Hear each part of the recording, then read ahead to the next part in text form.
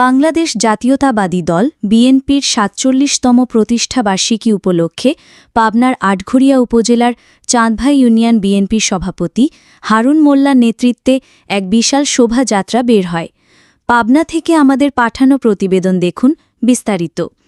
আটঘরিয়ার মাটি হাবিব ভাইয়ের ঘাটে, আটঘরিয়ার মাটি হারুন মোল্লা ঘাটি, তারেক জিয়ার ভয় নেই, রাজপথ ছাড়ি নাই, তারেক জিয়ার কিছু হলে জ্বলবে আগুন ঘরে ঘরে। এই সকল স্লোগানে আটঘরিয়া উপজেলার রাজপথ লাল সবুজের ব্যানার ফেস্টুনে মুখরিত হয়ে ওঠে। শোভাযাত্রাটি চাঁদভা বাজার থেকে শুরু হয়ে প্রায় ১.৫ কিলোমিটার রাস্তায় আটঘরিয়া উপজেলা শ্রমিক দলের সভাপতি নজরুল ইসলাম, চাঁদভাই ইউনিয়ন বিএনপির সাংগঠনিক সম্পাদক জাহিদ হাসান, কৃষক দলের সদস্য সচিব মঈজউদ্দিন, ছাত্রনেতা আশরাফুল ইসলাম, তারিক রহমান সহ শত শত নেতাকর্মীরা মিছিল নিয়ে এসে আটঘরিয়া সরকারি মহাবিদ্যালয় মাঠে এসে মিলিত হয়।